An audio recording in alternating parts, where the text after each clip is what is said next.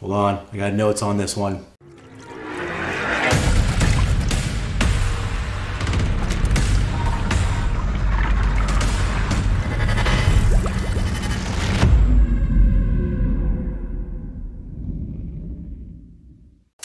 What's up?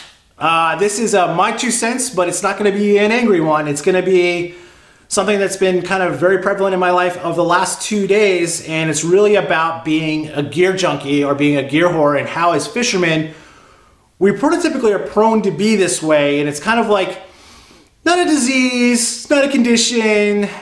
The fishing industry just makes stuff, the things that we need to buy, and I think it's starting to affect me a lot because I haven't bought any new fishing gear, meaning like rods or reels or like a big bait buy since this year. All of 2018, I only placed tackle warehouse orders when I needed new line or hooks or weights, which was not that many times. I think it was twice throughout the course of the year.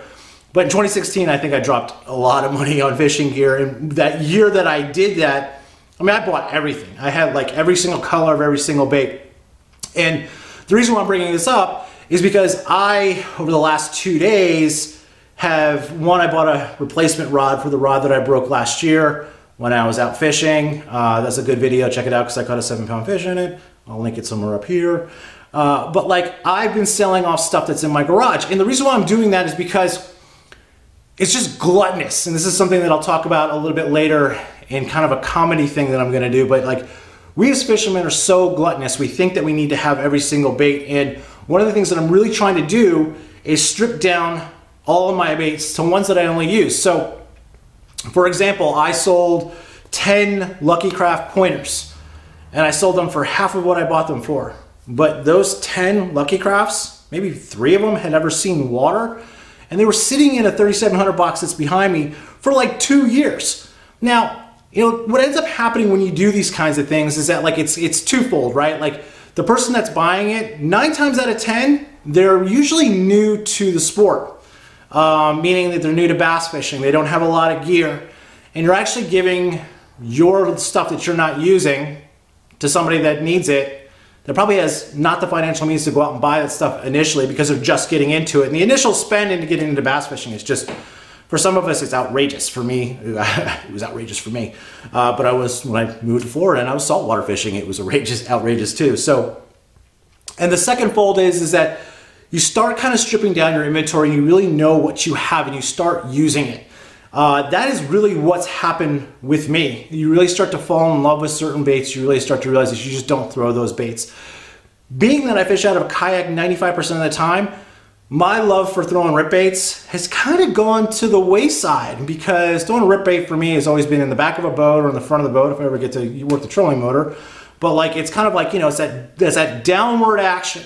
And I don't stand in my kayak. So throwing a rip bait for me in a kayak has kind of gone out the window. But now I have 4 3,700 boxes filled with rip baits.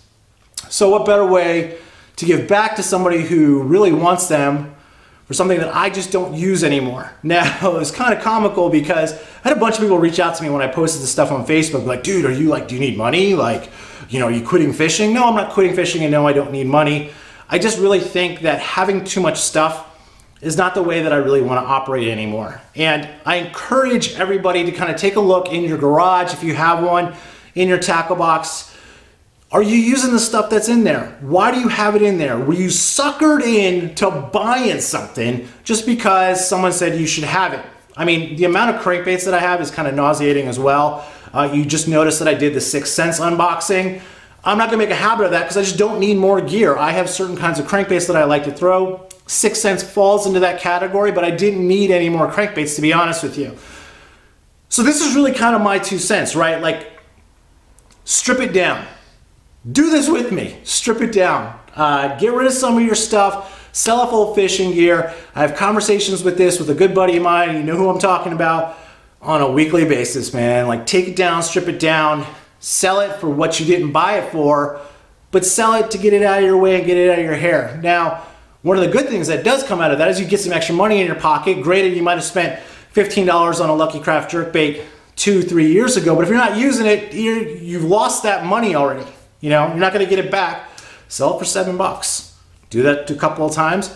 Get some more money in your hands. Go buy something with it. Buy something for your kids. Buy something for yourself. Buy more fishing lures. You see the kind of the cycle that happens here? So anyway, I'm done for a little while doing non-water videos. I will be out of the water again tomorrow, hopefully. And then the day after that. So I want to appreciate everybody who's watching these things. That's it, man. Not an angry my 2 cents. If you have an idea for a my 2 cents, leave a comment down below. I love getting pissed off, but I'm just not pissed off. Probably because I'm going fishing tomorrow. Thanks, and I'll see you on the water soon. Bye.